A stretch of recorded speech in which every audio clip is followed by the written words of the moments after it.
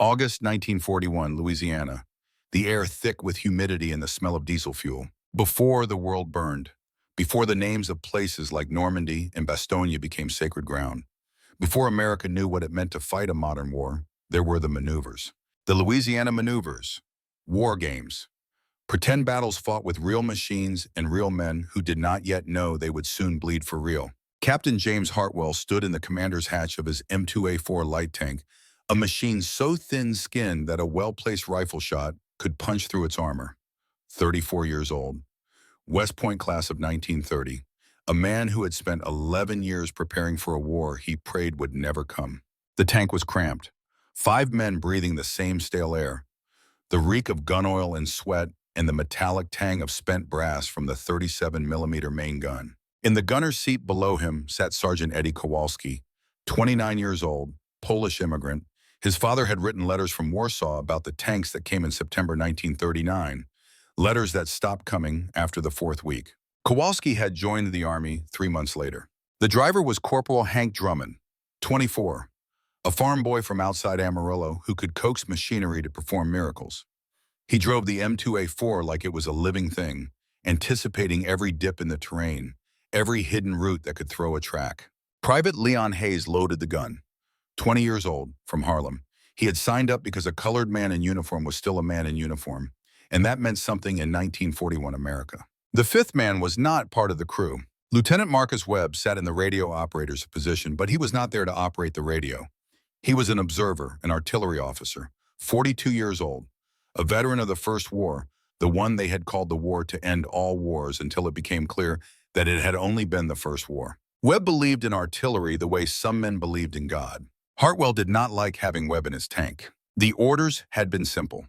Defend the bridge over Lacassine Bayou, a narrow wooden structure that sagged under the weight of trucks. The Red Force, playing the role of the enemy, would attempt to cross.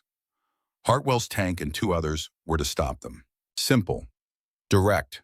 The kind of mission tankers trained for. Hartwell scanned the tree line across the bayou through his binoculars. The water was the color of strong tea, stained by tannins from the cypress trees. Somewhere in those trees, the Red Force was forming up. Next to the bridge, 2 infantry scouts crouched in a hastily dug foxhole. Hartwell knew them both. Corporal Mike Santos and Private First Class Johnny Reardon. Good men. Mike had a wife and a daughter. Johnny sent half his pay home to his mother in Boston. The radio crackled. Blue 2, this is Blue 6. Red Force spotted. Company strength, estimate 20 minutes to contact. Hartwell keyed his microphone. Blue 6, Blue 2, acknowledged, we are in position. Below him, Kowalski traversed the turret left, then right, checking the mechanism. The 37mm gun was not much, but it was what they had. Webb leaned forward. His voice was calm, reasonable. Captain Hartwell, I recommend we pull back 200 yards. Let them commit to the bridge.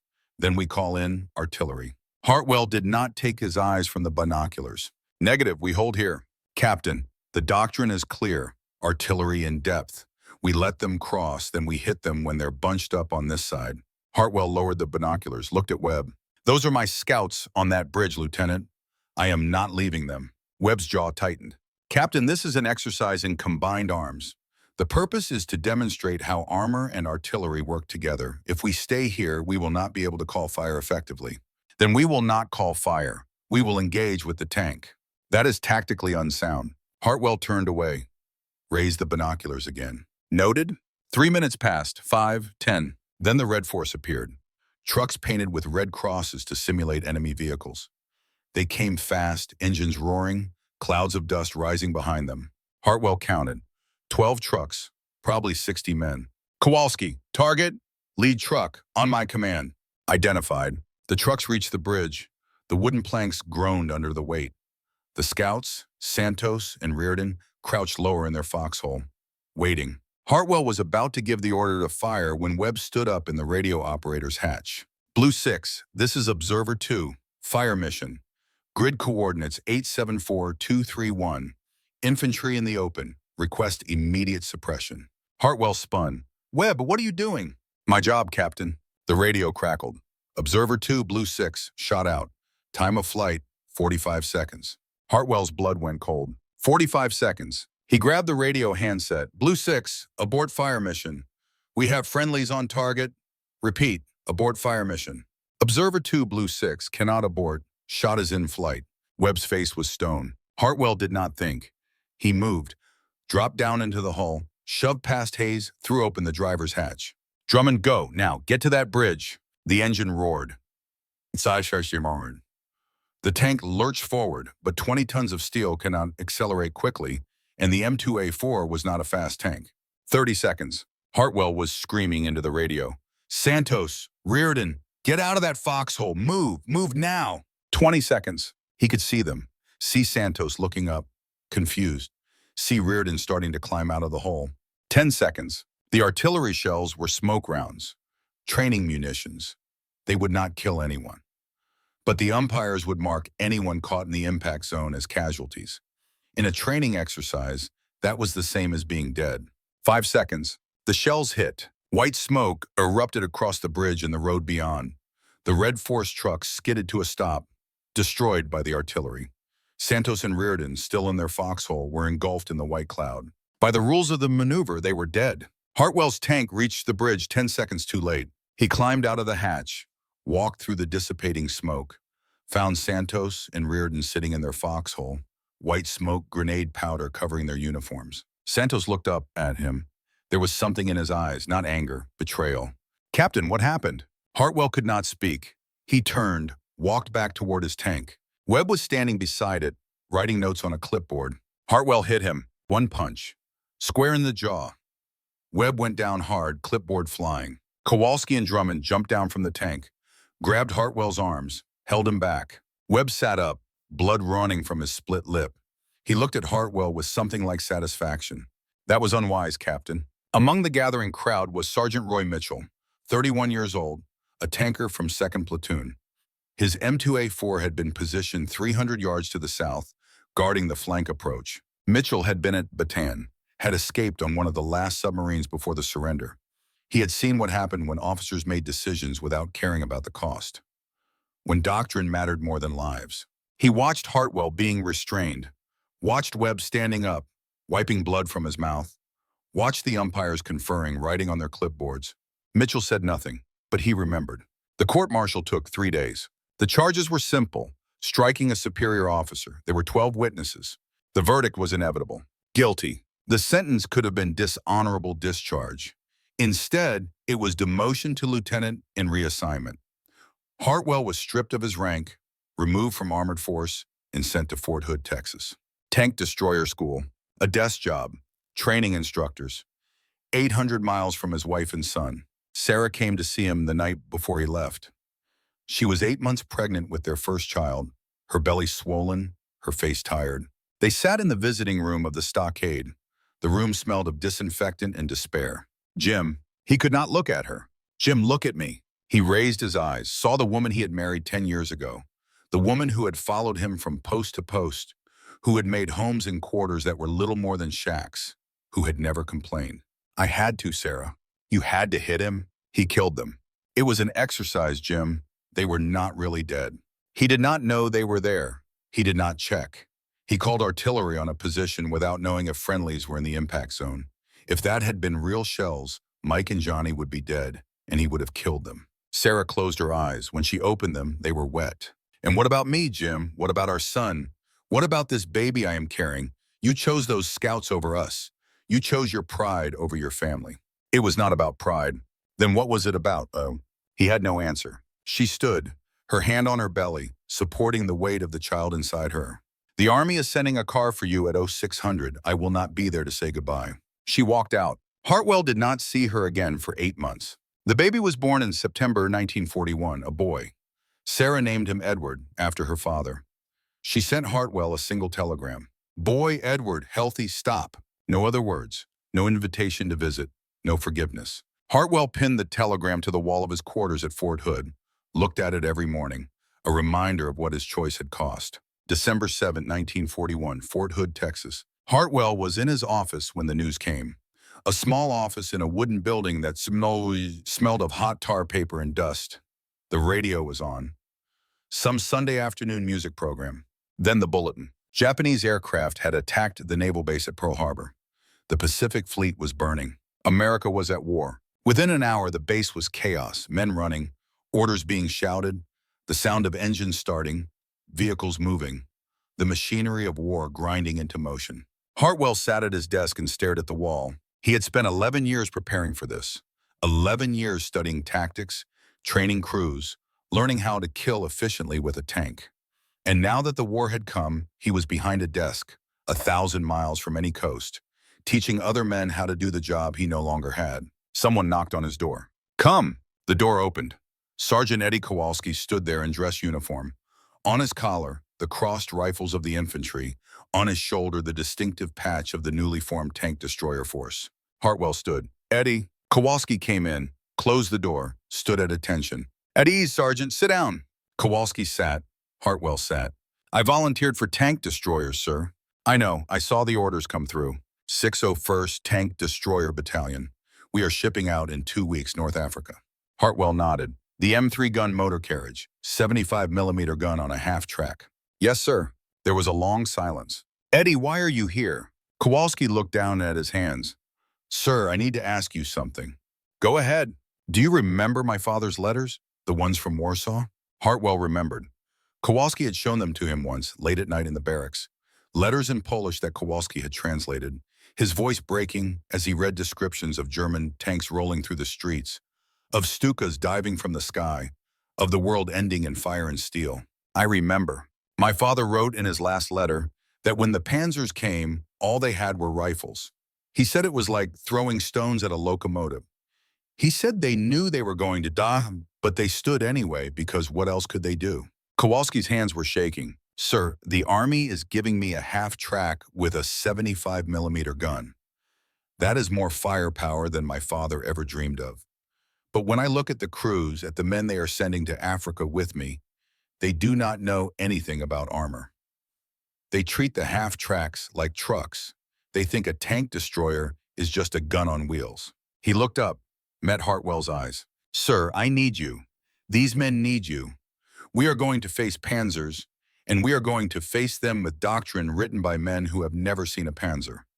If you are not there, if someone who understands armor is not there, we are going to die the same way my father died, with good weapons and bad leadership." Hartwell leaned back in his chair. "Eddie, I cannot help you. I am not part of Tank Destroyer Force. I am training branch. I do not even command tanks anymore." Kowalski stood, walked to the door, stopped with his hand on the knob.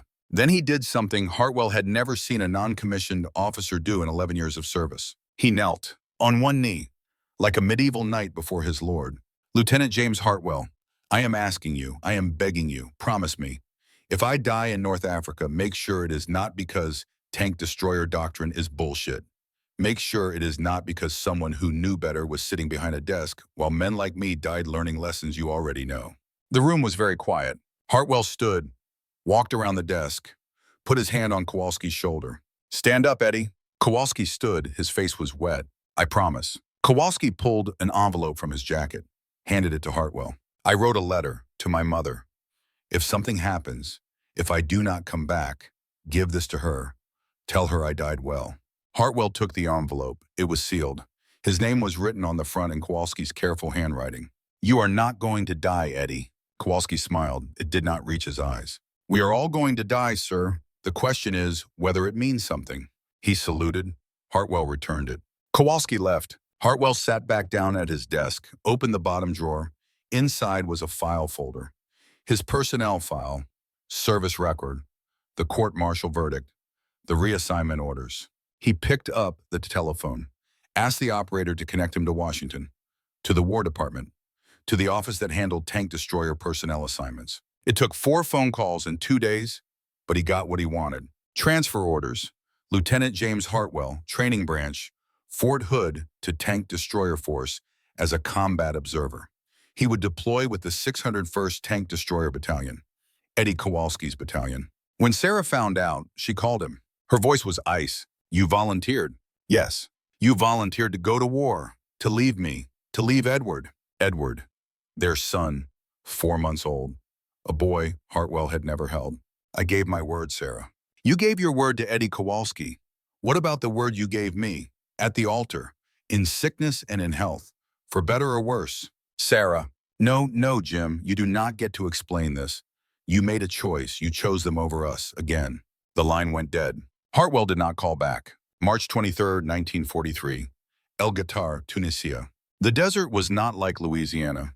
There were no trees, no water, no green growing things. Only sand and rock and heat that turned the inside of a vehicle into an oven. The 601st Tank Destroyer Battalion had arrived in North Africa 2 months earlier. 36 M3 gun motor carriages. Half tracks with 75mm guns mounted in the bed. Open-topped, lightly armored. Hartwell had spent those 2 months watching, observing, taking notes. He had no command authority. He was there to learn, to report back to Fort Hood on how tank destroyer doctrine performed in combat. He had watched the crews learn hard lessons, how to camouflage the tall profiles of the half-tracks, how to move quickly from position to position before German artillery could range in, how to coordinate with infantry, with armor, with air support. He had watched Eddie Kowalski become one of the best gunners in the battalion. Kowalski could hit a moving target at 1,200 yards. He could identify enemy vehicles by silhouette in a split second. He had killed 2 Panzer IVs and a Marder III in the fighting around Kasserine Pass. Now they were at El Guettar, a gap in the hills where a road ran toward the coast. Intelligence said the 10th Panzer Division was going to attack through that gap. 57 tanks, including 3 Tigers. The 601st was dug in on both sides of the gap. 31 gun motor carriages left. 5 had been destroyed at Kasserine. Hartwell was in an observation post on a ridge overlooking the gap. He had binoculars, a radio, and a notebook. His job was to watch and record. The attack came at dawn. The sound reached him before he could see anything. The deep rumble of diesel engines. Dozens of them. Then they appeared. Panzers, Panzer IIIs and Panzer IVs. Gray hulls coated in dust. Black crosses on their turrets. Moving in a wedge formation. Infantry following behind in half tracks. Hartwell counted. 20 vehicles in the first wave. More coming behind. The radio crackled. The battalion commander giving orders. Wait for them to enter the kill zone. Let them get close. Make every shot count. The German column entered the gap. 1,500 yards from the nearest TD position. 1,200, 1,000. The first shot came from Kowalski's half-track. Hartwell knew it was Kowalski because he recognized the voice on the radio. Target, Panzer IV, traverse right, on the way. The 75mm gun barked. Across the gap, one of the Panzers jerked to a stop, smoke pouring from its engine deck. Then the entire battalion opened fire. The gap became hell. 31 guns firing as fast as their loaders could feed them. High explosive and armor-piercing rounds slamming into German steel. Panzers exploding, burning, tracks flying off in twisted metal ribbons. But the Germans had not survived 2 years of war by being stupid. They returned fire. High-velocity shells from long-barreled 75mm guns. Shells that could punch through the thin armor of an M3 half-track like it was made of cardboard. Hartwell watched through his binoculars as the first half-track died. A direct hit.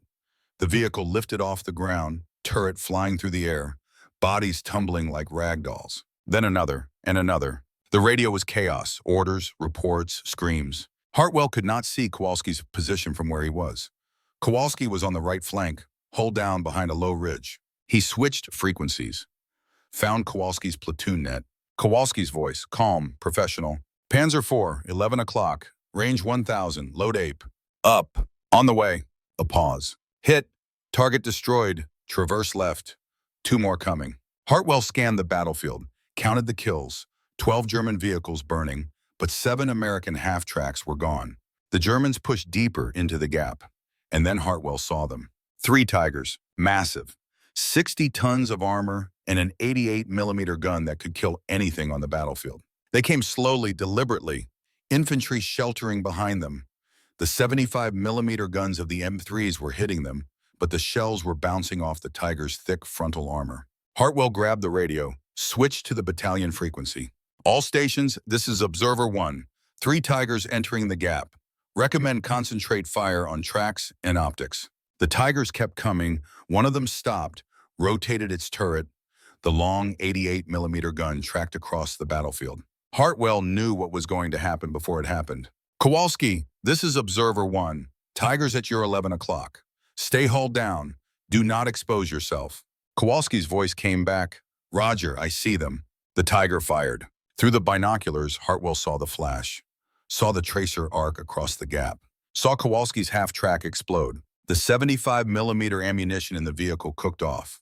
Secondary explosions, a fireball that rose 50 feet into the air. When the smoke cleared, there was nothing left but twisted metal and fire. Hartwell could not breathe. He stared at the burning wreck, tried to see movement, tried to see someone getting out. No one got out. The battle lasted another 2 hours. By the end, 52 of the 57 German tanks were destroyed.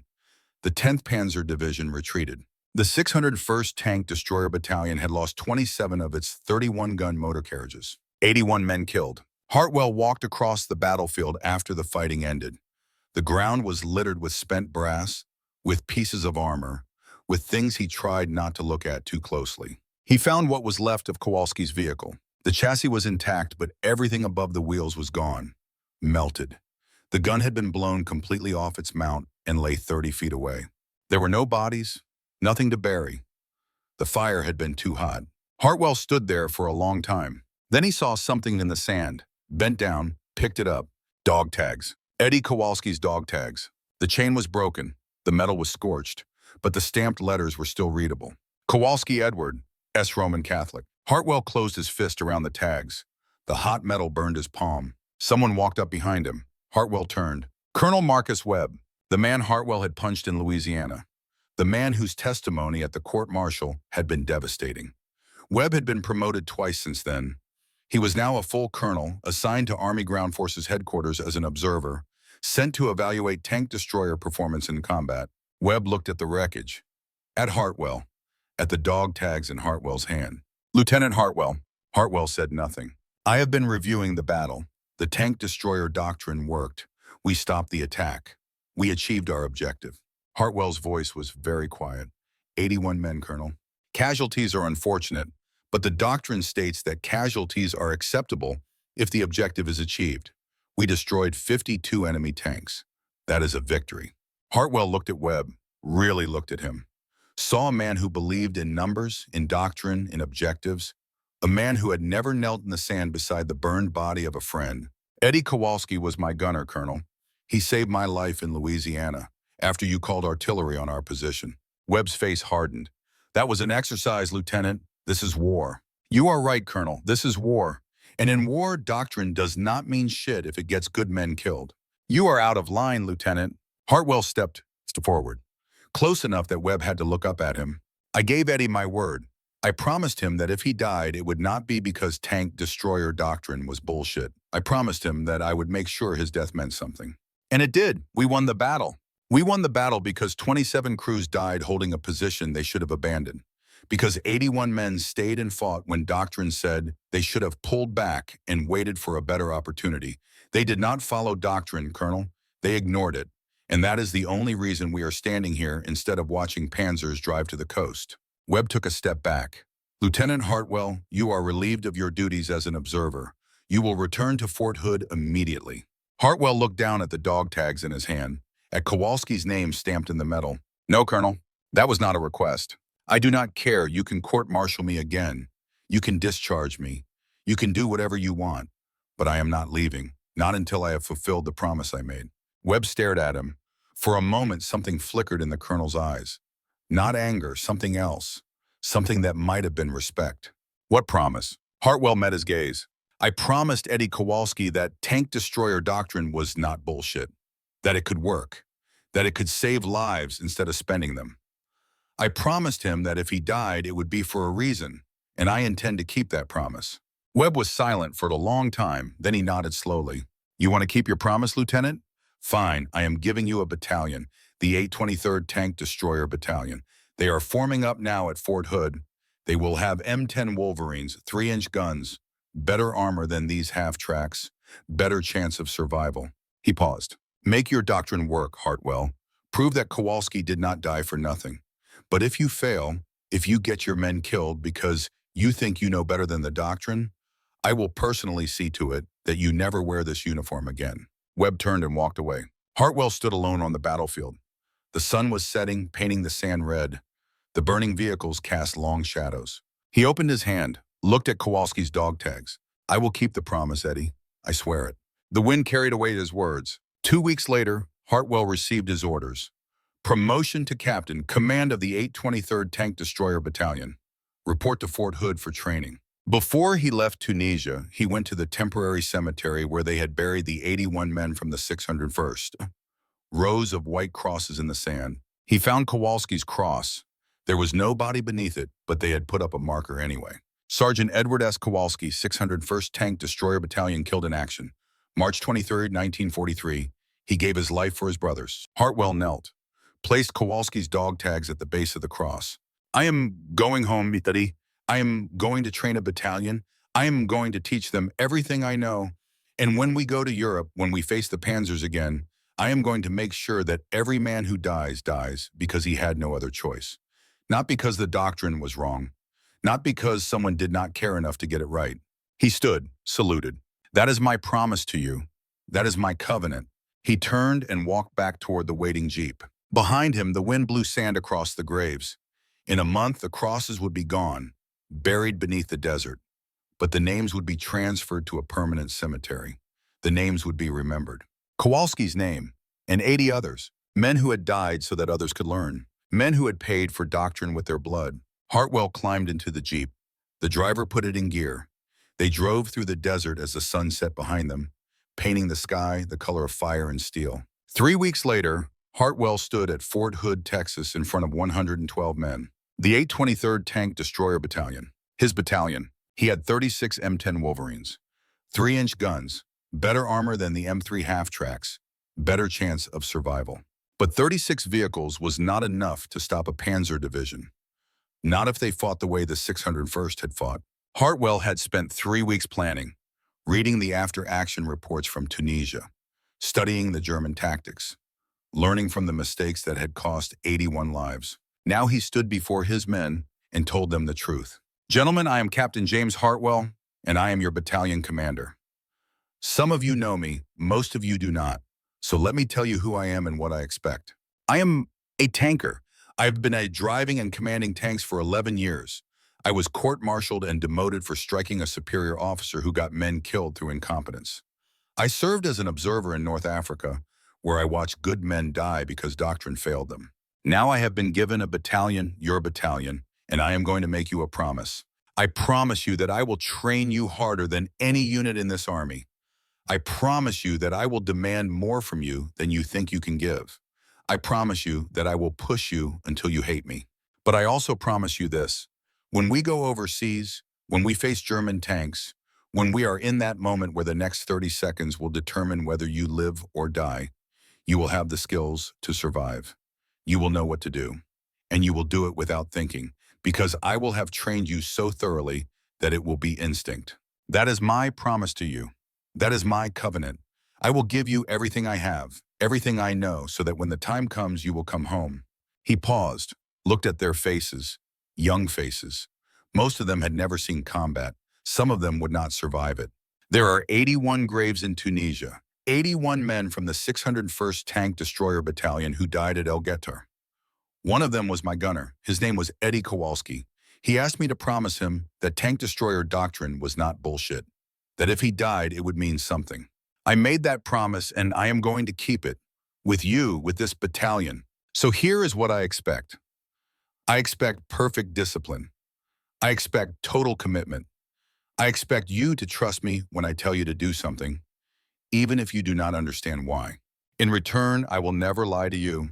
I will never ask you to do something I would not do myself, and I will never, ever waste your lives. He stepped forward, closer to the ranks. Starting tomorrow, we begin training. It will not be easy. Some of you will fail. Some of you will quit. That is fine. Better to quit here than to fail in combat. But for those of you who stay, for those of you who make it through, I promise you this. You will be the best damn tank destroyer battalion in this army. You will be the men who prove that the doctrine works. You will be the men who honor the memory of Eddie Kowalski and 80 others who paid for your training with their lives. That is all. Dismissed. The men dispersed, all except 4. Master Sergeant Roy Mitchell, 31 years old, the tanker from Louisiana who had watched Hartwell punch Webb, the survivor of Patton who had been evacuated before the surrender.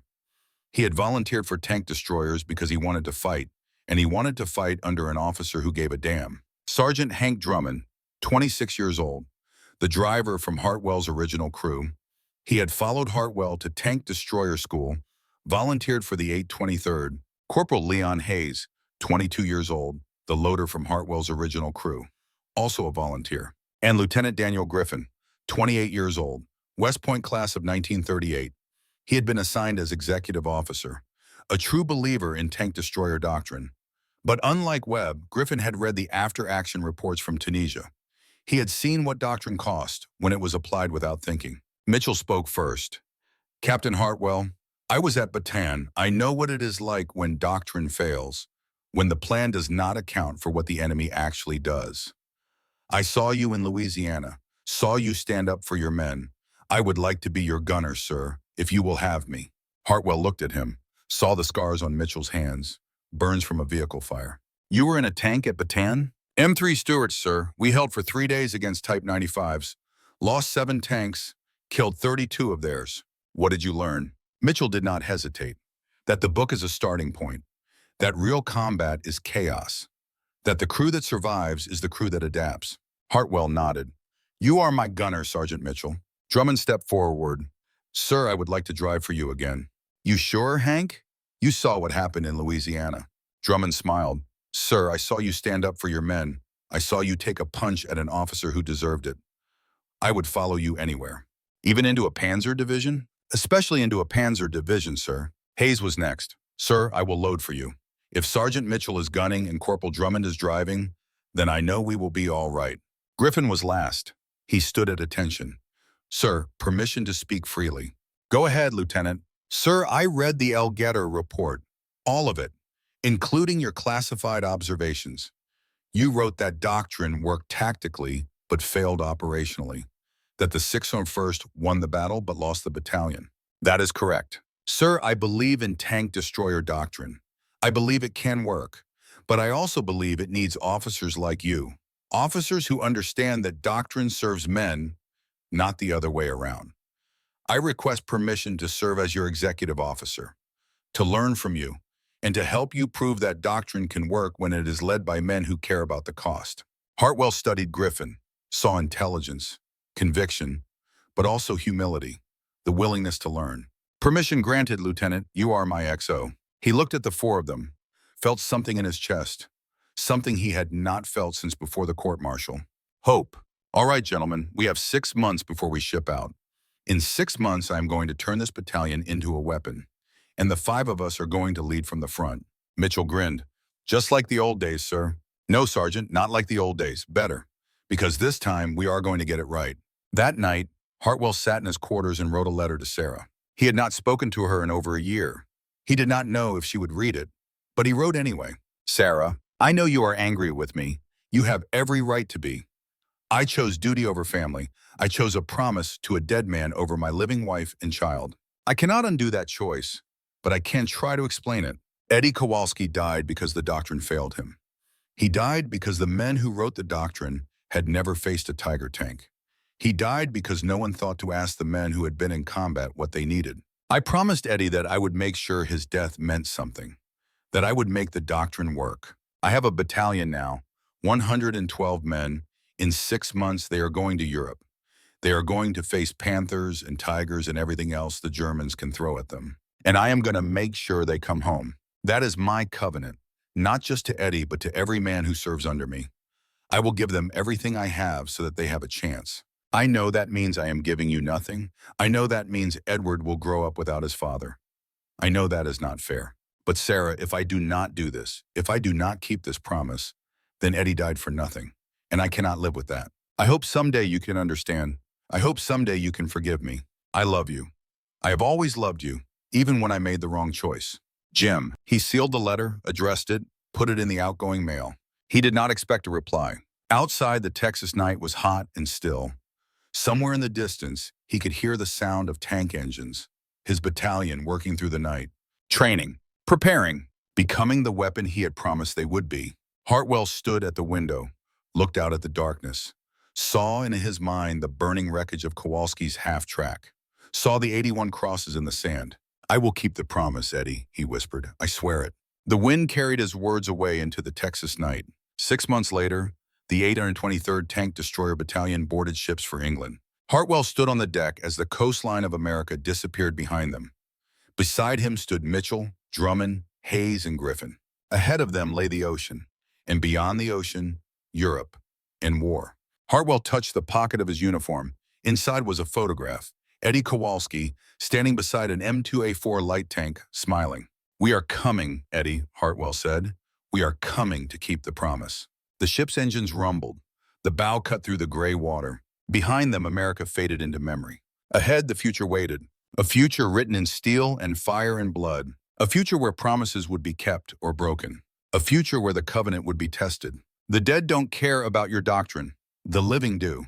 June 1943, Fort Hood, Texas. The heat was a living thing. It rose from the concrete in waves, turned the air to liquid, made breathing feel like drowning. The temperature gauge outside the motor pool read 108 degrees.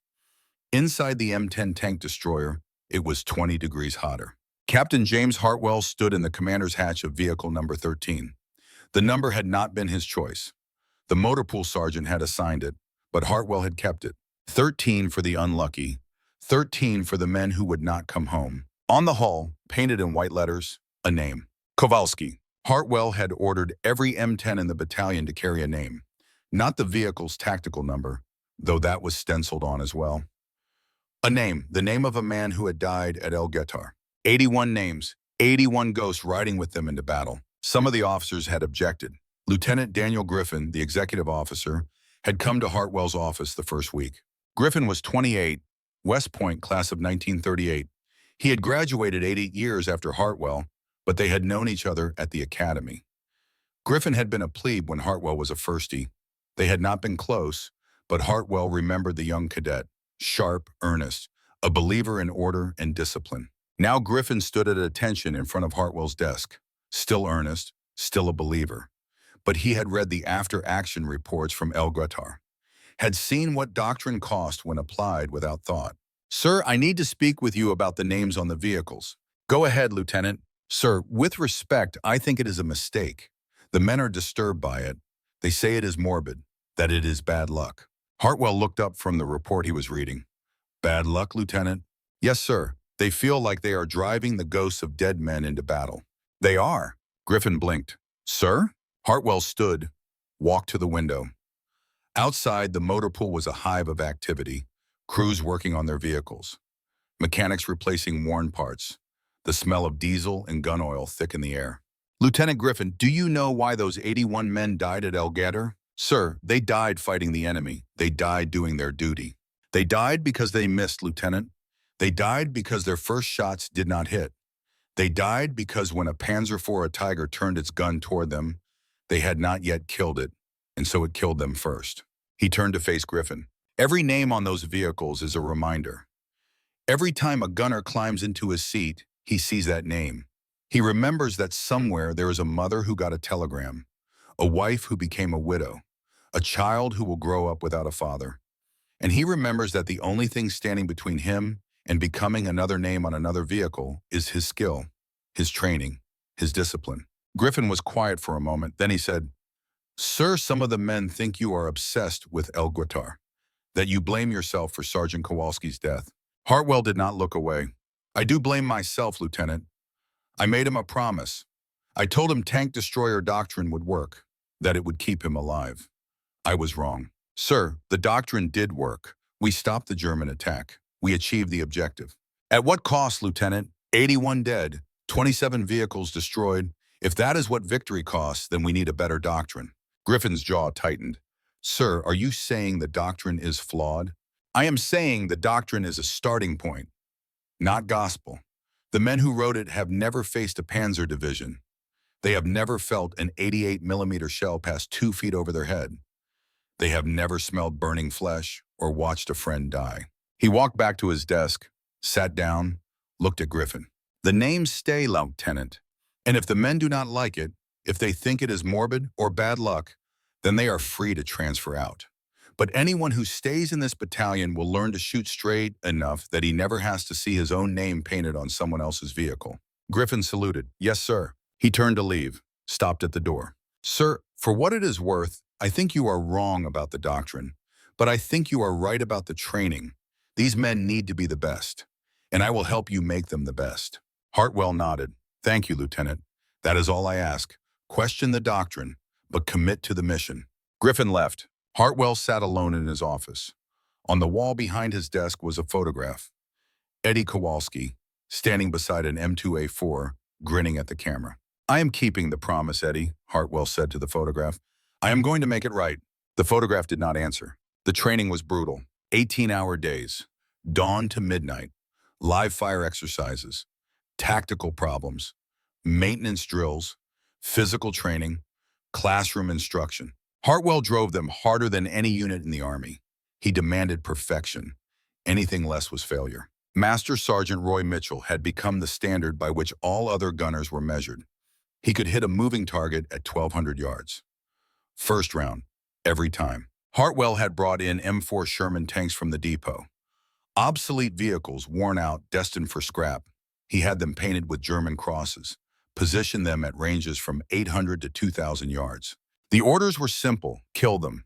Every shot had to penetrate. Every shot had to hit a critical area.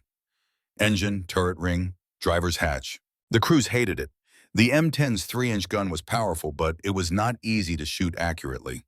The recoil was tremendous. The optics were imprecise. The ammunition was temperamental. But they learned. Week by week, month by month, they learned. Corporal Hank Drummond trained the drivers. He taught them to read terrain, to find hold-down positions, to move from cover to cover without exposing the vehicle's thin side armor. Corporal Leon Hayes trained the loaders. Speed and efficiency. A good loader could have the gun reloaded in 6 seconds. Hayes could do it in 4.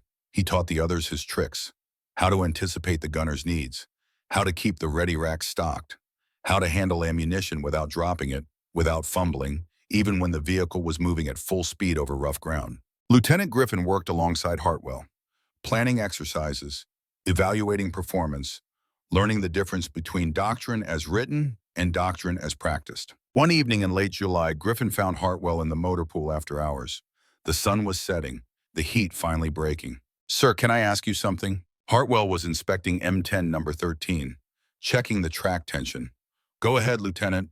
"Sir, why did you really punch Colonel Webb in Louisiana?" Hartwell stopped working, looked at Griffin. "You know why? It is in the court-martial record." "I know what the record says. I am asking what you say." Hartwell wiped his hands on a rag. "Bah, ich vergang," climbed down from the vehicle. "Webb called artillery without checking for friendlies. He could have killed 2 good men. In a real battle, he would have. But it was not a real battle." "No, but the decision was real. The lack of care was real. And if I let that pass, if I said nothing, then I would be telling every officer in that maneuver that it is acceptable to make decisions without thinking about the cost." Griffin nodded slowly. "That is what I thought. That is why I volunteered for this battalion." "I do not understand." "Sir, at West Point, they taught us doctrine. They taught us procedures. They taught us how to follow orders. But they did not teach us how to think about the cost. They did not teach us that every decision we make will be paid for by the men we lead." He paused. "You taught me that. When you hit Webb, when you chose a court-martial over letting carelessness pass, you taught me that leadership means caring more about your men than your career." Hartwell was quiet for a moment. Then he said, "Lieutenant, I did not make a noble choice. I made an angry choice. I lost my temper. I threw away my career and hurt my family for 2 scouts who were not even really in danger. But you would make the same choice again, would you not?" Hartwell thought about it. About Sarah. About Edward, his son, growing up without a father. About the 1.5 years he had spent behind a desk, exiled from the work he loved. "Yes, I would." "That is what makes you the right officer for this battalion, sir. You care about the cost." Griffin saluted, walked back toward the headquarters building. Hartwell stood alone in the motor pool. The sun had set. The Texas sky was purple and gold. He looked at Kowalski's name on the M10. "I hope he is right, Eddie. I hope caring about the cost is enough." By September, the 823rd Tank Destroyer Battalion had the highest gunnery scores in the entire tank destroyer force. By October, they had the lowest maintenance downtime. By November, they were ready. Almost. One night in late November, Sergeant Drummond found Captain Hartwell in the motor pool. It was past midnight. The base was quiet, only the sound of insects and the distant rumble of a generator. Hartwell was sitting on the front slope of M10 number 13, the one with Kowalski's name. He had a bottle of whiskey, half empty. Drummond walked up slowly. "Sir, you all right?" Hartwell looked up. His eyes were red. "Hank, what are you doing here?" "Could ask you the same question, sir." Hartwell took a drink from the bottle. "Could not sleep." Drummond climbed up onto the vehicle, sat down next to Hartwell. "Mind if I join you?" Hartwell handed him the bottle. Drummond took a pull, coughed. "Jesus, sir, what is this?" "Something the supply sergeant liberated from somewhere. I did not ask." They sat in silence for a while. The stars overhead were bright. No moon. The darkness was complete except for the faint glow from the base perimeter lights. "Sir, can I ask you something?" "Go ahead." "Do you think we can do it? Do you think we can make the doctrine work?" Hartwell was quiet for a long time. Then he said, "I do not know, Hank. Every time I close my eyes, I see Eddie's half-track exploding. I see those 81 crosses in the sand. And I wonder if I am just going to add more crosses, more names. Sir, you have trained us better than anyone. Mitchell can hit anything. Hayes can load faster than I have ever seen. The crews trust you. Trust does not stop an 88mm shell. No, sir, but skill does. And you have given us skill." Hartwell looked at him. "What if it is not enough?" Drummond took another drink, handed the bottle back. "Then it is not enough. But at least we will know we did everything we could. At least we will not die because someone did not care enough to train us right." He paused. "Sir, I was there in Louisiana when you punched Webb. I was there when you got court-martialed. I thought you were crazy, throwing away your career over 2 scouts who were not even hurt. And now? Now I understand. You saw Webb make a decision without thinking about the cost, without caring about the men, and you could not let that stand, even if it cost you everything." Drummond stood. "Sir, whatever happens in Europe, whatever we face, I know you will not waste our lives. I know you will not make a decision without thinking about the cost. And that is worth more than all the doctrine in the world." He climbed down from the vehicle, started to walk away, stopped. "Sir, Eddie Kowalski was right to ask you to keep that promise. Because if anyone can make the doctrine work, it is you." He walked back toward the barracks. Hartwell sat alone on the M10. He looked at Kowalski's name painted on the hull, traced the letters with his finger. "I hope Drummond is right, Eddie. I hope I can keep the promise." The stars did not answer. December 1943. Sarah's letter arrived 3 days before Christmas. Hartwell had not expected it. He had not received any mail from her since before he left for North Africa. 18 months of silence. He opened the envelope with shaking hands. "Jim, I received your letter, the one you wrote before you deployed. I did not reply because I did not know what to say. I was angry. I am still angry. But I have been thinking about what you wrote, about promises and duty and the cost of keeping your word. Edward is 2 years old now. He does not remember you. He sometimes asks about his father. I show him your picture. I tell him you are away, fighting.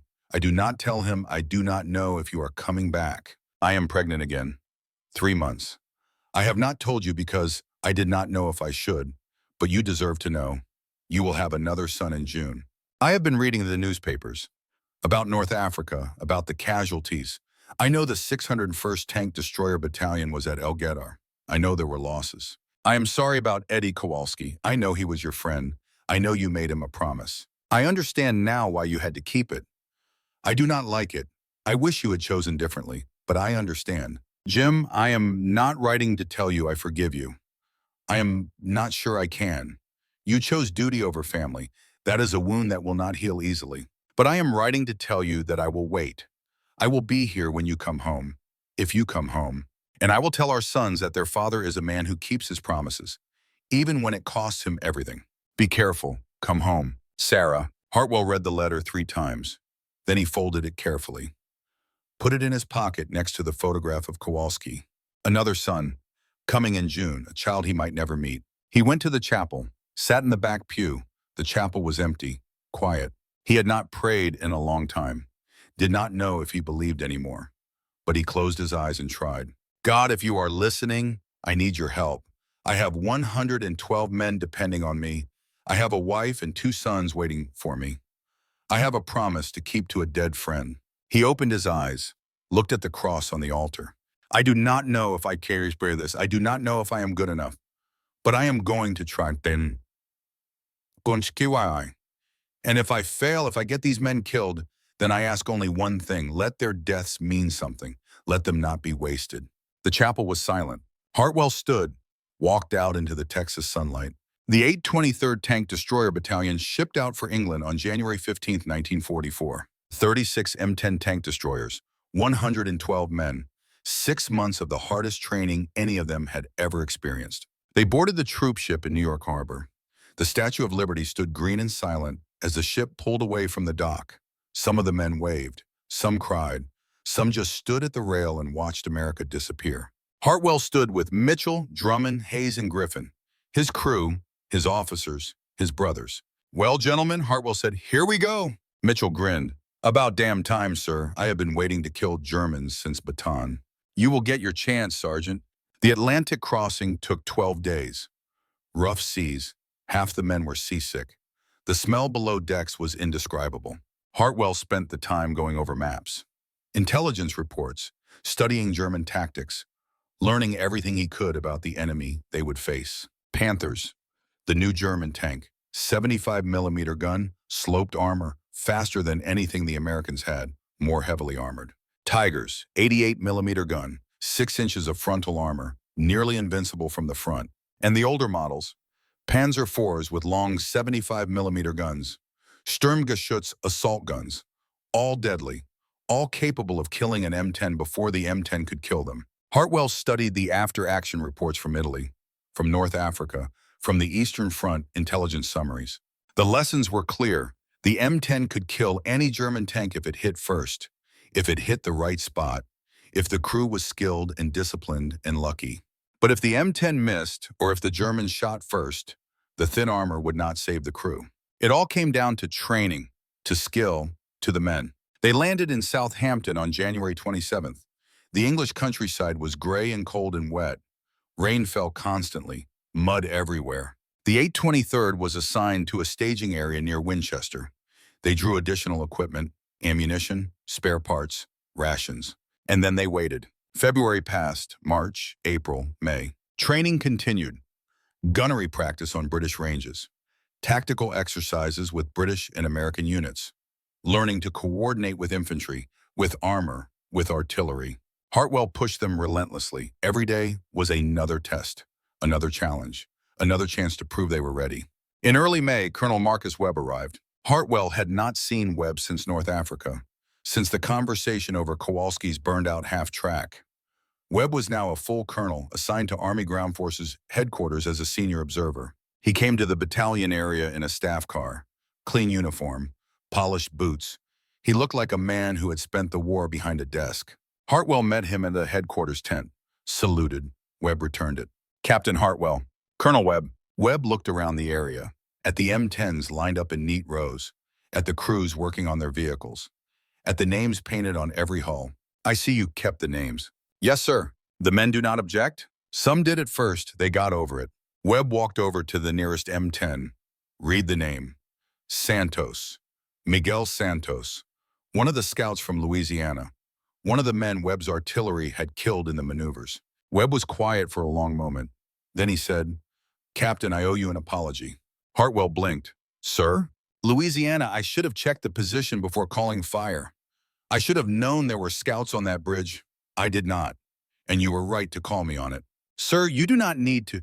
"Yes, I do. I have been thinking about it for 3 years, about what you said, about the cost of not caring enough to get it right." Webb turned to face him. "I read your training reports, your gunnery scores, your maintenance records. This is the best battalion in the Tank Destroyer Force, and I know why. Because you care about the cost." "Sir, I just want them to come home." "I know. That is why I am here. I need to tell you something. Something that is not in the official reports." Webb gestured toward the headquarters tent. They went inside. Webb closed the flap, pulled out a folder. "Invasion is coming, soon, you know that.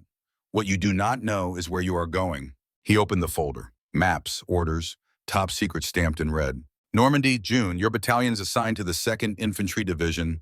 You will land on D+3. Your mission is to provide anti-tank support during the breakout from the beachhead." Hartwell studied the maps. Expected enemy strength? At least 2 Panzer divisions, elements of the 21st and the 12th SS. Panthers, Panzer IVs, some Tigers, plus assault guns and tank destroyers of their own. And we have 36 M10s. You will have support: Shermans, infantry, artillery, air support. Hartwell looked at Webb. Sir, why are you telling me this? This is classified. Webb closed the folder. Because I want you to be ready. Because I do not want another Guettar. Because 81 names is 81 too many. He paused. Captain Hartwell, I was wrong about you. I thought you were insubordinate, reckless, a troublemaker. But you are not. You are a man who understands what war costs. And that makes you exactly the kind of officer we need. Sir, I appreciate that, but there is more. You need to know about a new vehicle, the M18 Hellcat. Webb pulled out photographs. A sleek, low tank destroyer, smaller than the M10, open-topped, a 76mm gun. 55 miles per hour, fastest armored vehicle we have. Lightly armored, 1-inch maximum, but fast. Very fast. Hartwell studied the photos. What is the catch? The catch is that there are only 12 of them available right now, pre-production models. We are testing them in combat, and I want you to take one. Sir, I have never operated an M18. You will learn fast. Captain, this vehicle is what Colonel Bruce wanted, what Tank Destroyer Doctrine was supposed to be. Fast, mobile, hit and run. I am authorizing you to take one into combat, unofficial field test. Sir, that sounds like a good way to get killed. Webb smiled. It was a sad smile. Captain, we are all going to get killed eventually. The question is whether it means something. He handed Hartwell the folder. The M18 is at the depot in Southampton, vehicle number 13. I had them paint a name on it for you. Hartwell opened the folder, found a photograph, M18 number 13, on the hull in white letters, Kowalski. He looked up at Webb. Sir, I do not understand. Captain Hartwell, I got 81 men killed because I did not care enough to check where they were before I called fire. I have spent 3 years living with that. I cannot bring them back, but I can make sure their deaths were not wasted. I can make sure the doctrine works, and you are the man who can make it work. Webb extended his hand. Hartwell shook it. Keep the promise, Captain. For Eddie Kowalski, for Miguel Santos and Johnny Reardon, for all of them. I will, sir. Webb left. Hartwell sat in the headquarters tent with the folder open in front of him. The photograph of the M18, Kowalski's name on the hull. Eddie, he said quietly, I think we might actually have a chance.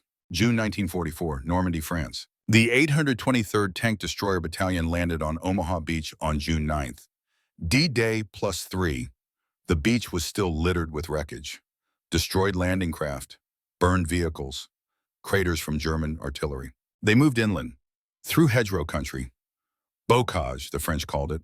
A nightmare of small fields surrounded by thick hedges on earthen berms. Perfect defensive terrain. Perfect killing ground. The Germans were dug in. Every field was a fortress. Every hedgerow hid an anti-tank gun or a machine gun nest. The 823rd's M10s moved cautiously, providing overwatch as infantry cleared each field, killing enemy strong points, dueling with German assault guns and tank destroyers. In the first week, they destroyed 18 German vehicles, lost 2 M10s. The crews were performing exactly as Hartwell had trained them. First-round hits, quick movement, discipline under fire. But the M10 was not ideal for this terrain. Too tall. The high profile made it easy for German gunners to spot. Too slow. 15 miles per hour through muddy fields was not fast enough to exploit opportunities. Hartwell had taken delivery of the M18 Hellcat, spent 2 days learning its quirks, the lighter gun, the thinner armor, the incredible speed. On June 15th, he got his chance to test it in combat. Intelligence reported German armor massing near the village of Caumont, possibly preparing for a counterattack toward Bayeux. The division commander wanted reconnaissance, fast, before the Germans could move. Hartwell volunteered. He took the M18, Mitchell as gunner, Drummond as driver, Hayes as loader. Griffin stayed back to command the battalion in Hartwell's absence. Just the 4 of them, deep into enemy territory. The mission brief was simple. Penetrate 5 miles behind German lines. Locate the enemy concentration. Report back. Do not engage unless absolutely necessary. They left at dawn, driving fast along narrow French roads, 50 miles per hour. The M18's engine howled. The ride was rough, the suspension absorbing every bump and hole in the road. They reached the objective area in 30 minutes, what would have taken an M10 2 hours.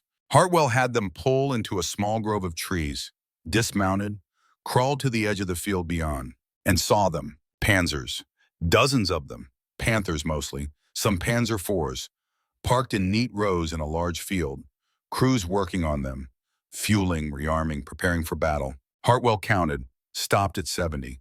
There were more. This was not a company. This was a regiment, maybe more. In Panzer Division, the intelligence had been right. Hartwell crawled back to the M18, got on the radio, started calling in the contact report.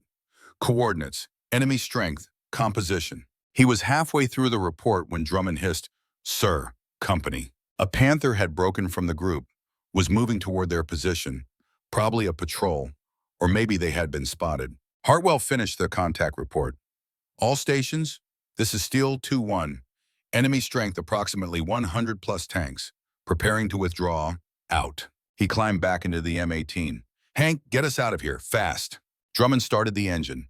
The M18 burst from the grove, accelerated hard. Behind them, the Panther's gun traversed, tracked them, fired. The 75mm shell screamed past the M18's turret.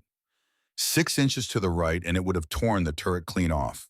"Go, go, go!" Hartwell yelled. The M18 hit 50 miles per hour on the narrow road.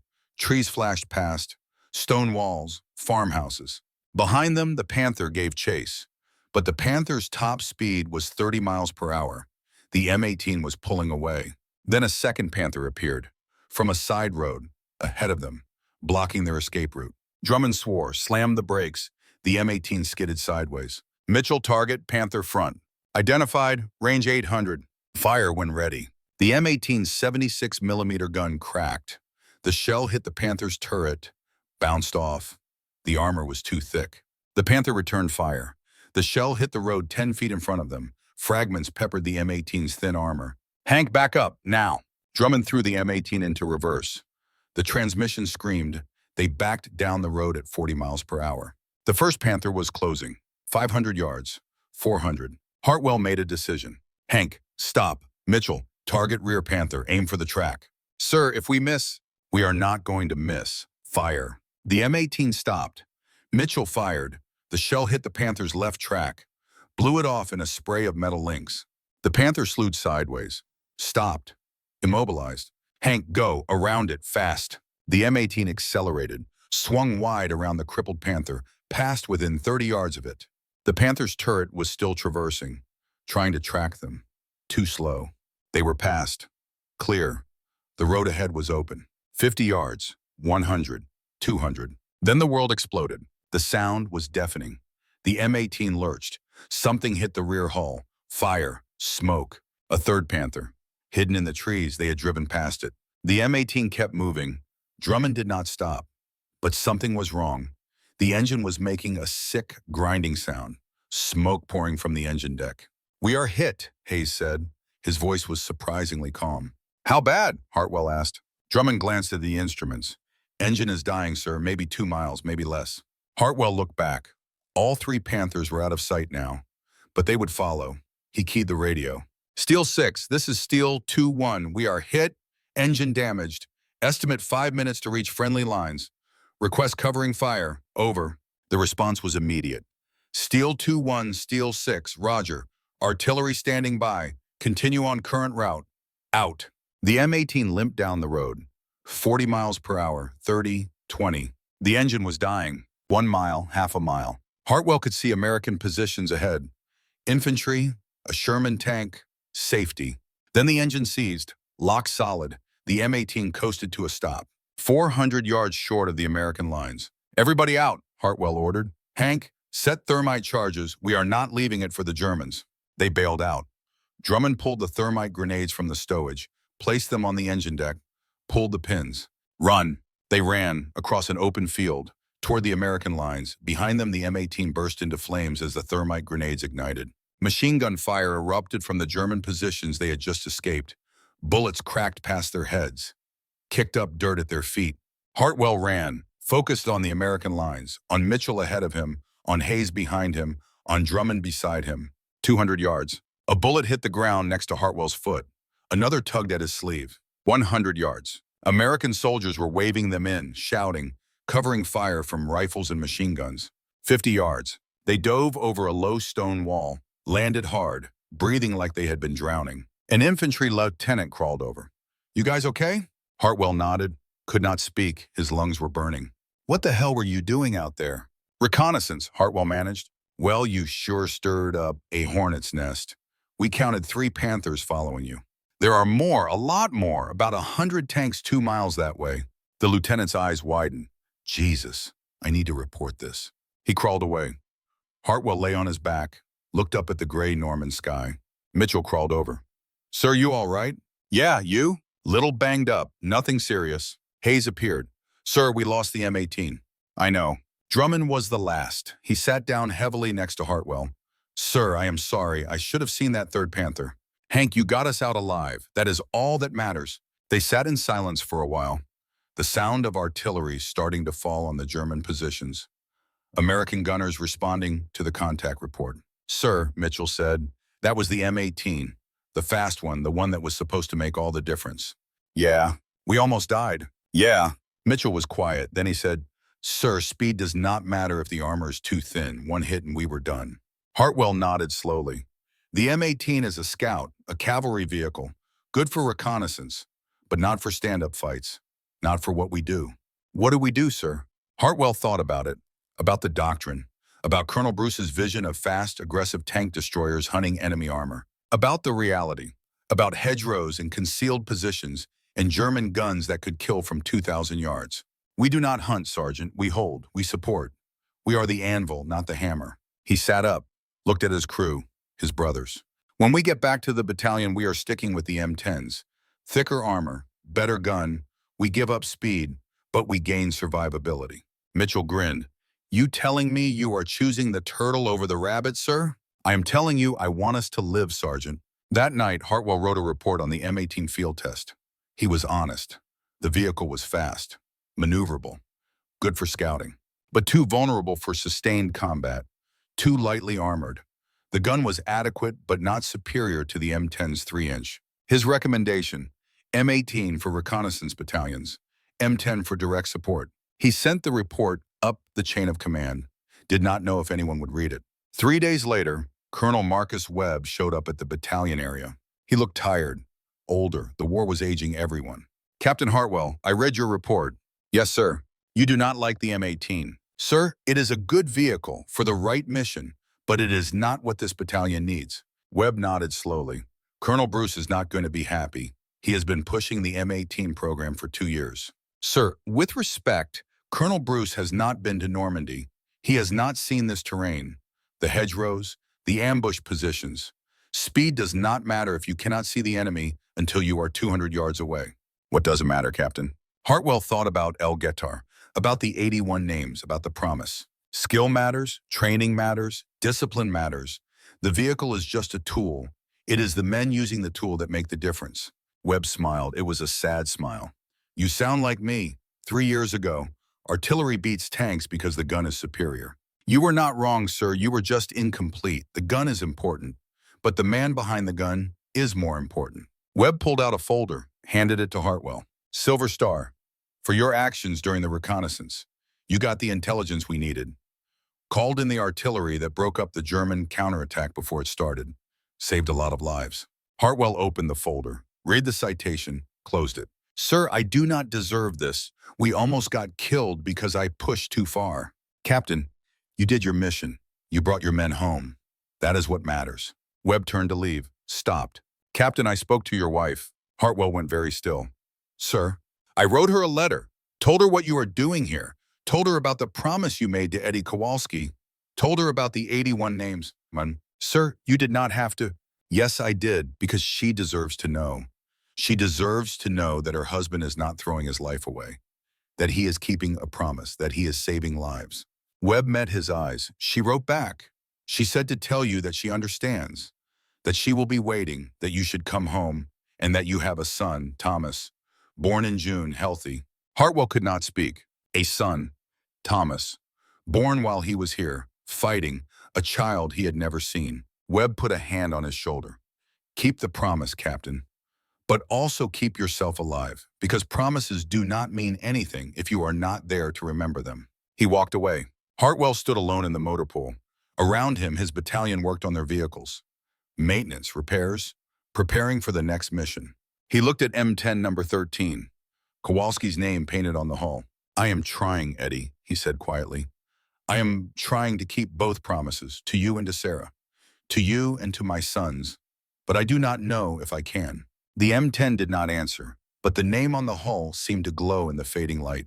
A promise made in steel, a debt not yet paid, but coming due soon, very soon. August 94, Mortain, France. The village sat in a valley, stone houses with slate roofs, a church with a tall spire, narrow streets that had seen 1,000 years of history, Roman roads, medieval walls, the bones of France. Now it would become a battlefield. Captain James Hartwell stood on Hill 317, looking down at Mortain through his binoculars. Behind him, 36 M10 tank destroyers were digging in, preparing defensive positions, camouflaging their tall profiles with branches and netting. The 823rd Tank Destroyer Battalion. His battalion.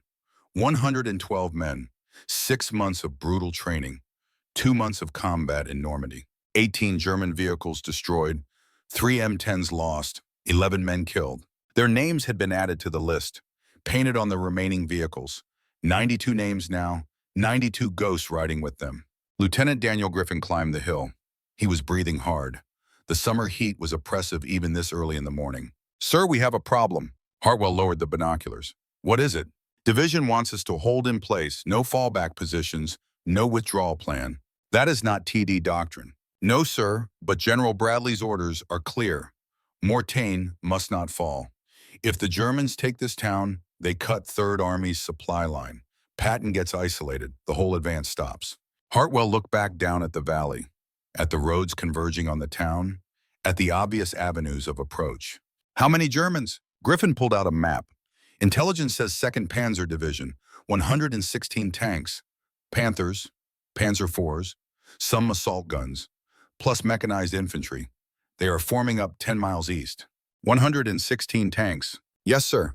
"And we have 36 M10s." "Yes, sir." Hartwell was silent. Then Griffin said, "Sir, there is more. A convoy arrived last night, 12 M36 Jacksons. Brand new 90mm guns." Hartwell turned. "M36s here?" "Yes, sir. Ordnance branch rushed them forward. They are still experimental, but the 90mm can penetrate a Panther's frontal armor at 2,000 yards. The 3-inch gun on our M10s cannot." Griffin spread the map on the hood of a nearby Jeep. "Sir, I recommend we put the M36s in the forward positions. They have the firepower to stop Panthers at range. The M10s can provide supporting fire." Hartwell studied the map, thought about firepower, about armor, about the cost. "No." "Sir?" "The M36 is 10 feet tall, Lieutenant. A church steeple. It will be spotted immediately. The M10 is 8 feet, lower profile, better concealment. But, sir, the 3-inch gun may not penetrate a Panther frontally. The 90mm will." Hartwell traced positions on the map. "Then we do not shoot Panthers frontally. We shoot tracks. We shoot optics. We maneuver for flank shots. That is what training is for." He looked at Griffin. "The M36s go to the ridgeline, overwatch positions. They cover the M10s, take long-range shots. The M10s stay forward, hold down, concealed. They are the ambush. The M36s are the hammer." Griffin studied the map. "Checkerboard defense, M10s and M36s supporting each other." "Exactly. The Germans will see the M36s on the ridge. They will think that is our main line. They will advance, and the M10s will kill them from concealment. And if Panthers break through the M10 line, then the M36s kills them from above. Plunging fire. Top armor is weak on every German tank." Griffin nodded slowly. "Sir, this is not in the doctrine. This is improvisation." "Lieutenant, doctrine is what we start with. Adaptation is what keeps us alive. We have 12 M36s and 36 M10s. We are going to use all 48 to maximum effect." "Yes, sir." Griffin paused. "Sir, for what it is worth, I think this will work. I think Eddie Kowalski would approve." Hartwell felt something in his chest. "Get the men in position, Lieutenant. M36 on the ridge by noon. M10s dug in by sunset. I want every firing position plotted, every range marked, every fallback route planned." "Yes, sir." Griffin started down the hill, stopped, turned back. "Sir, one more thing. The M36 crews, they have never been in combat. They are green, fresh from the depot. Then we pair them with experienced observers. Put a veteran from an M10 crew with each M36. They guide the fire. They steady the crews. Good idea, sir. I will see to it. Griffin walked down the hill. Hartwell stood alone, looked at the valley, at Mortain, at the roads the Germans would use. 116 tanks. 48 American tank destroyers. The numbers were not good, but they had position. They had training. They had surprise. And they had the names. 92 ghosts who would not let them fail. The men worked all day and into the night, excavating positions, building berms, stringing camouflage. The M36s took their places on the ridge, their tall profiles visible from the valley. Obvious, threatening. The M10s dug in lower, hidden in hedgerows and tree lines, invisible until they fired. Master Sergeant Roy Mitchell supervised the gunnery preparations. He walked each position, identified landmarks, measured ranges, plotted firing data. Corporal Hank Drummond prepared fallback routes, marked them with white engineer tape, planned 3 routes from every position. Corporal Leon Hayes organized ammunition supply. Every M10 carried 90 rounds. Every M36 carried 70. Reserve ammunition positioned along the defensive line. By sunset of August 6th, they were ready. Hartwell walked the line, checked each position, talked to each crew. At M10 number 13, his own vehicle, he found Mitchell sitting on the front slope. The sun was setting, long shadows across the valley. You ready, Sergeant? Mitchell looked up. As ready as I will ever be, sir. Hartwell climbed up, sat next to him. They sat in silence for a while. Sir, can I ask you something? Go ahead. Do you think we can do it? Hold against 116 tanks? Hartwell thought about Guettar, about the 601st Battalion, about 27 M3 half-tracks dying in the desert. I do not know, Roy. The numbers are not good, 3-to-1 odds. Maybe worse when you factor in their armor and guns. But we have advantages they do not. We are dug in. We know the terrain. We have artillery support. We have those M36s on the ridge. And we have 6 months of training that makes us the best gunnery battalion in the Army. He paused. And we have something else. We have the names. Mitchell looked at Kowalski's name painted on the hull. The ghosts. Yes, every man in this battalion knows what failure costs. They have seen the names, they have thought about becoming one of those names, and they have trained so hard, pushed themselves so far, that they will do anything to avoid it. Sir, that sounds like fear. It is fear, but it is also respect. Respect for the men who died, respect for the mission, respect for each other.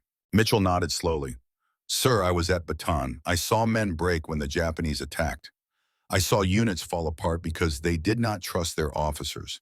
They did not believe the mission was worth dying for. He looked at Hartwell. But this battalion, these men, they trust you. They believe, and that is worth more than armor or guns or numbers. I hope you are right, Sergeant. I'm right, sir. You will see. That night, Hartwell could not sleep. He lay in his bedroll under the stars and thought about Sarah, about his sons. Edward would be 3 now, Thomas 2 months old, a baby boy he had never held. He wondered if they would remember him. If he died here, would they know who their father was? Would Sarah tell them about the promises and the doctrine and the names? He pulled out Sarah's letter, the one she had sent at Christmas. Read it by flashlight. I will tell our sons that their father is a man who keeps his promises. He folded the letter, put it back in his pocket. I am keeping the promise, Sarah, he whispered to the darkness. All of them. The attack came at dawn on August 7th. The sound reached them first. Diesel engines, dozens of them. The deep rumble of heavy armor moving. Then they appeared on the eastern ridgeline, gray shapes against the pale morning sky. Panthers, moving in a wedge formation. Infantry in half-tracks following behind. Hartwell counted from his position in M10 number 13. 20 vehicles in the first wave. More coming behind, a company, maybe 2. The radio crackled. Battalion net, Griffin's voice. All steel elements, this is Steel 6, enemy armor approaching from the east. Estimate 40-plus tanks.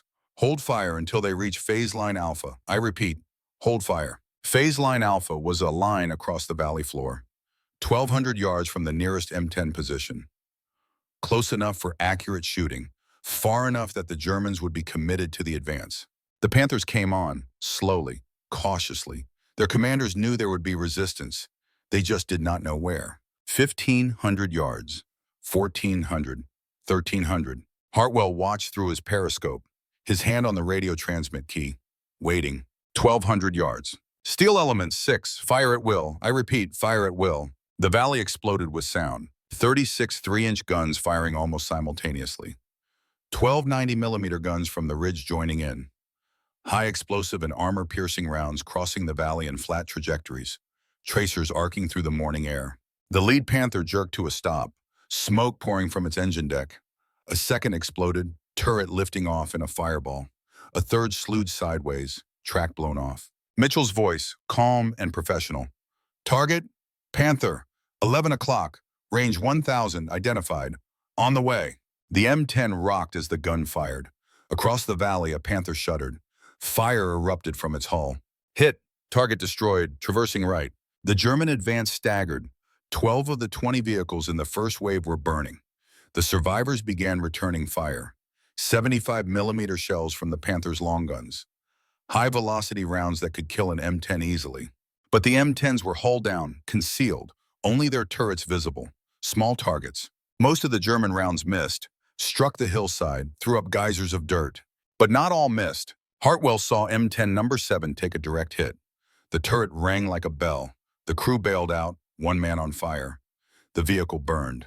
Another M10, number 19, disappeared in an explosion. Direct hit on the ammunition stowage, nothing left but twisted metal. The second German wave appeared. More Panthers. Panzer IVs now. They spread out, trying to flank the American positions. Hartwell keyed the radio. Steel 6, Steel 2-1, Germans flanking north. Recommend shifting 2nd platoon to cover. Griffin's voice came back immediately. Roger 2-1, 2nd platoon, shift to northern sector, engage flanking elements. The battle became chaos. Smoke from burning vehicles, dust from shell impacts, the smell of cordite and burning diesel. Mitchell fired, reloaded, fired again. Hayes worked like a machine, feeding 3-inch rounds into the breach. Drummond kept the engine running, ready to move if they were spotted. Hartwell coordinated, calling targets, directing fire, watching the battlefield through the periscope and trying to see the pattern, trying to understand what the Germans were doing. They were probing, testing the defenses, looking for weak points. An hour into the battle, Hartwell counted the kills. 32 German vehicles burning, but the 823rd had lost 7 M10s. The numbers were working. 3-1 became 2-1. The ratio was improving.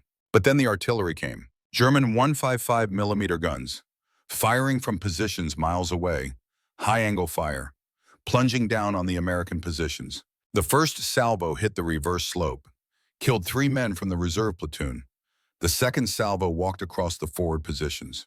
A near miss on M10 number 4. The crew scrambled out, disoriented.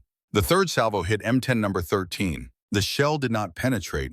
It hit the ground 5 feet to the right, but the fragments slashed across the open top. Hayes went down, blood pouring from his shoulder. Drummond was hit in the leg. Mitchell grabbed the first aid kit, started working on Hayes.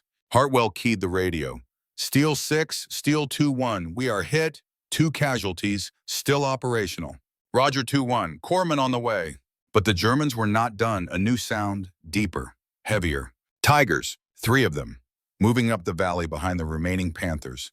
88mm guns, 6 inches of frontal armor. The M10's 3-inch gun could kill a Tiger, but only from the side or rear.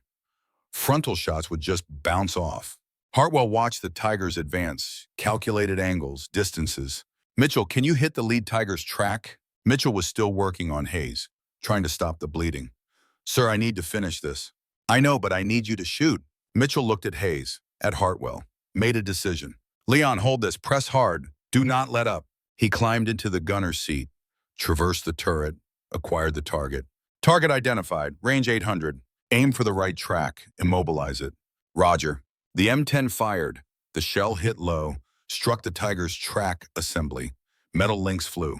The Tiger stopped, slewed sideways, immobile. But its gun was still functional. The turret rotated. The long 88mm gun elevated.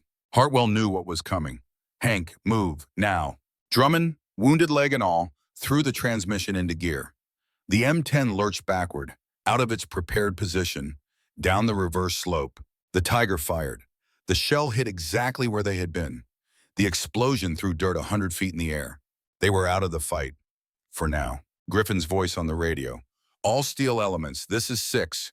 Germans are pushing hard on the northern sector. 3rd platoon, move to reinforce. First platoon, prepare to fall back to secondary positions. The battle was turning. The Germans were adapting, concentrating their force, pushing through. Hartwell assessed the situation. 2 casualties in his crew, vehicles still operational but out of position. The battalion was being pressed. He made a decision. Mitchell, you stay here with Hayes. Get him to the aid station. Drummond, you too. Get that leg looked at. Sir, what are you going to do? Mitchell asked. I'm going back up there. I am taking number 9. Lieutenant Griffin needs another vehicle in the line. Sir, you cannot crew an M10 by yourself. I'm not going to. I am taking volunteers from the reserve platoon. He climbed out of the M10, ran toward the reserve positions, found 3 men, a gunner whose crew had been killed, a driver whose vehicle was destroyed, a loader standing alone. You 3, with me. We are taking vehicle 9 back into the line. They did not hesitate, followed him. M10 number 9 was intact, engine running, full ammunition load. The name on the hull, Griffin. Lieutenant Daniel Griffin's name.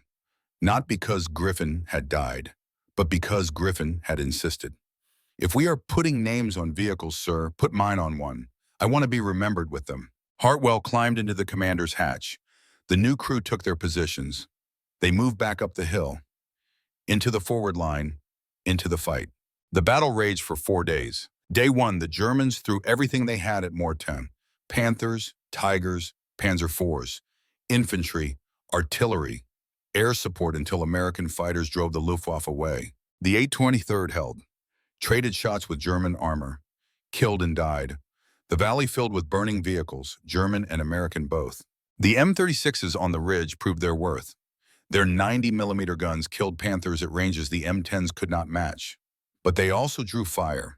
2 M36s were destroyed by counter-battery fire. By sunset of day 1, 47 German tanks were destroyed. The 823rd had lost 11 M10s and 3 M36s. Day 2, the Germans probed for weaknesses, tried to flank, tried to infiltrate infantry, tried to break the American line. The 823rd adapted, shifted positions, concentrated fire, used artillery to break up German formations before they could attack. 8 more German tanks destroyed, 4 more M10s lost, 1 M36.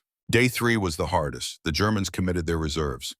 12 King Tigers, the heaviest, most powerful tanks in the world. Nearly 70 tons, 150 millimeters of frontal armor. The M10's 3-inch gun could not penetrate a King Tiger from the front, could barely penetrate from the side. But the M36's 90mm gun could, and they had position. High-angle shots, plunging fire onto the King Tiger's top armor, 40mm, vulnerable. Hartwell coordinated the defense. M10s to draw the King Tigers into the valley. M36s to kill them from above. It worked. 7 King Tigers destroyed in the kill zone. But the cost was terrible. The Germans sent infantry with Panzerfausts, close assault teams. They killed 3 M10s at close range, burned out another 2. One of them was number 13, Kowalski's vehicle. Hartwell heard it on the radio, Mitchell's voice urgent. Steel 6, this is Steel 2-1. Infantry assault on aid station. We are engaging with small arms. Mitchell had stayed with Hayes at the aid station. When the German infantry came, he had picked up a rifle and fought. Held them off long enough for reinforcements to arrive. But in the confusion, German engineers reached M10 number 13. Set charges, destroyed it. When Hartwell heard, he felt something break inside him. The last physical reminder of Eddie Kowalski. Gone. But then he realized it did not matter. The name was not on the vehicle. The name was in the battalion, in the men, in the memory. Kowalski was not a name on a hull. He was a promise kept every time they fired, every time they hit, every time they saved a life. By the end of day 3, the 823rd Tank Destroyer Battalion had 20 M10s left, 7 M36s, 61 men killed, 40 wounded. But they held. Day 4, the Germans made their final push.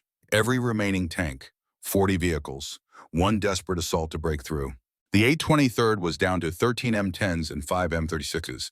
Ammunition was critical. Each vehicle had less than 20 rounds remaining. Hartwell was in M10 number 9.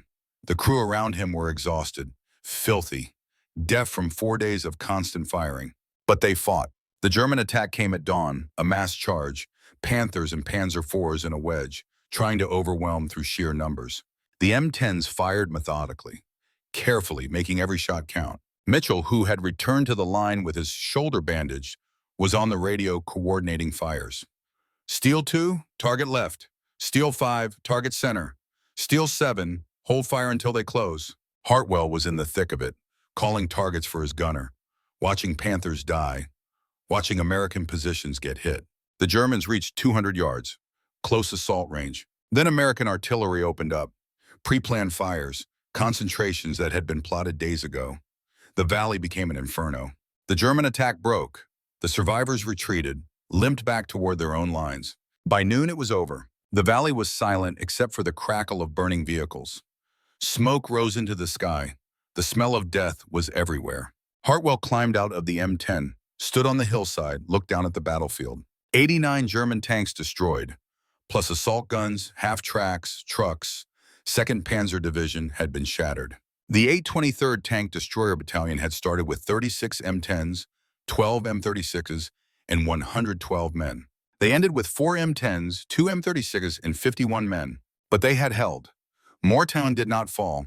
Third Army was not cut off. The war continued. Lieutenant Daniel Griffin found Hartwell standing on the hill.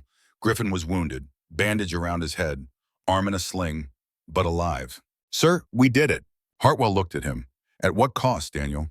61 dead, but we saved thousands, maybe tens of thousands. "Does that make it worth it?" Griffin was quiet. Then he said, "Sir, I think Eddie Kowalski would say yes. I think those 92 names would say yes. They did not die so we could survive. They died so others could survive."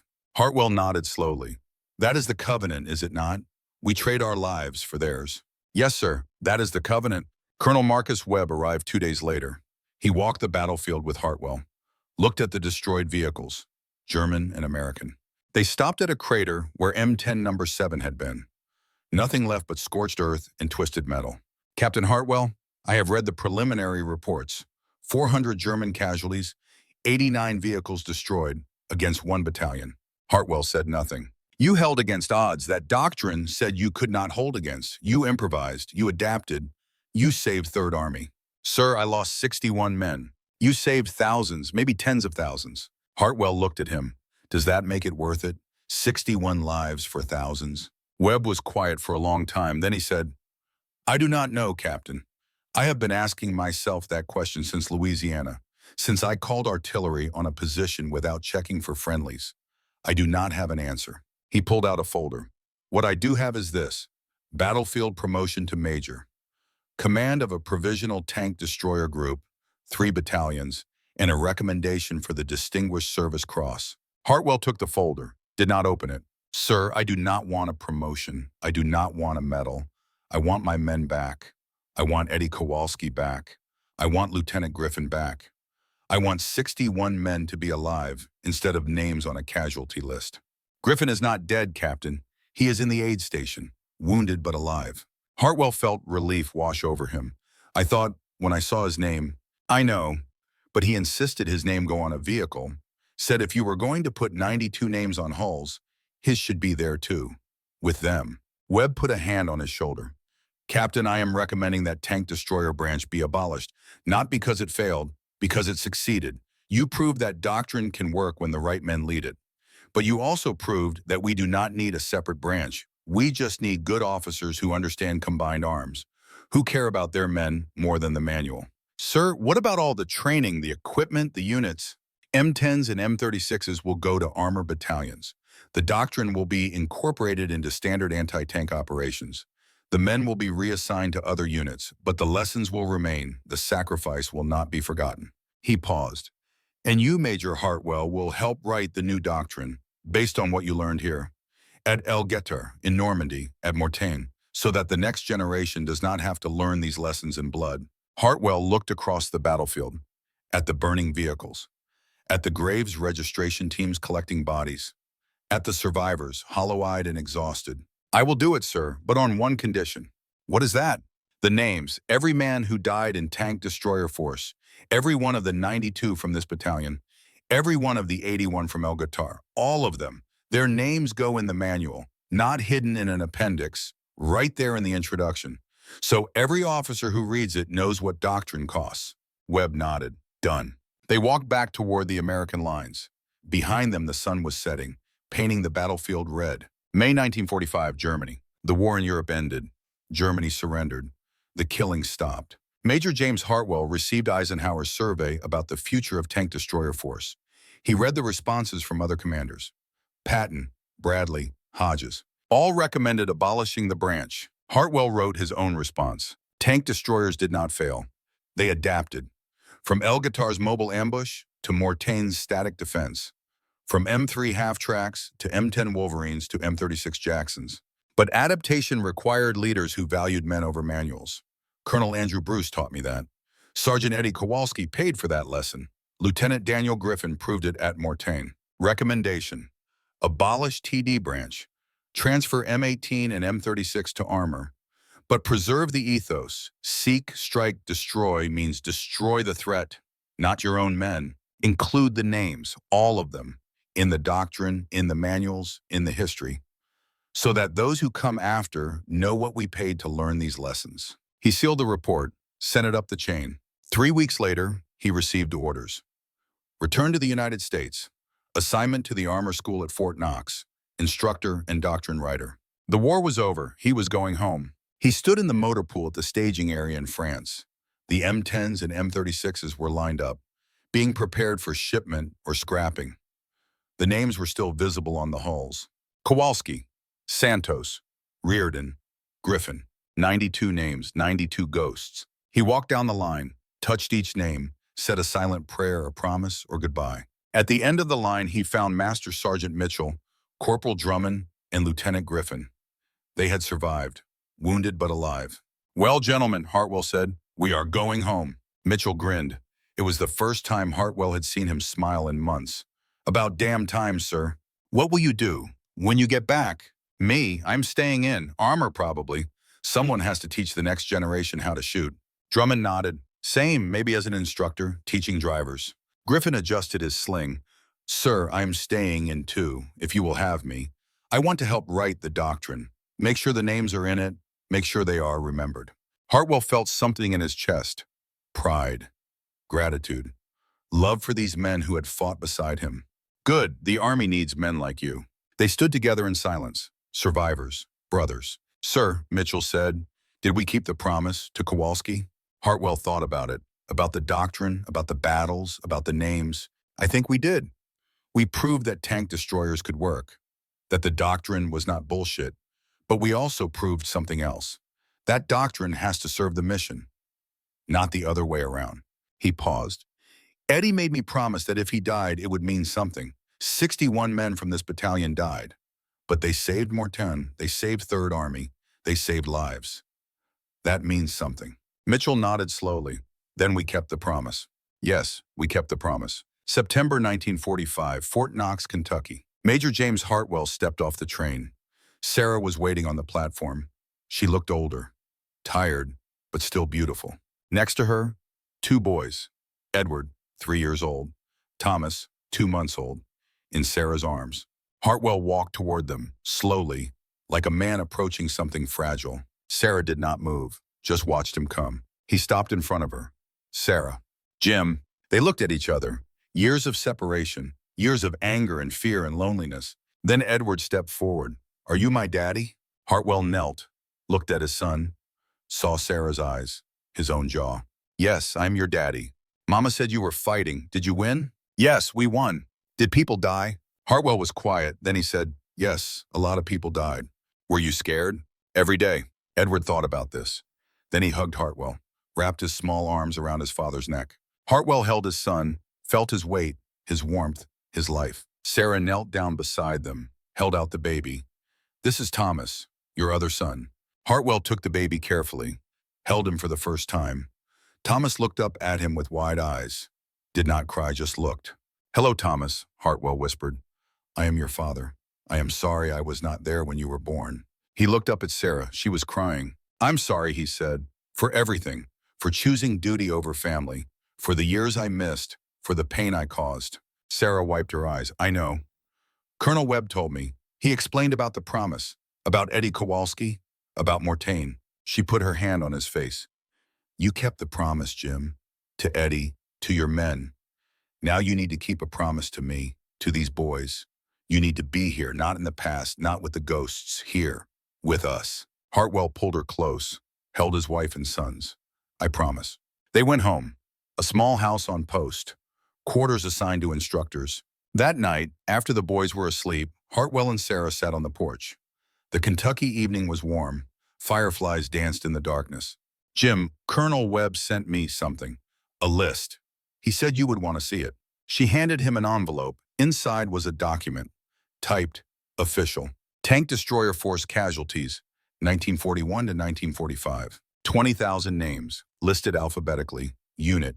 Date of death, place of death. On the first page, near the top, Kowalski Edward S., Sergeant, 601st Tank Destroyer Battalion.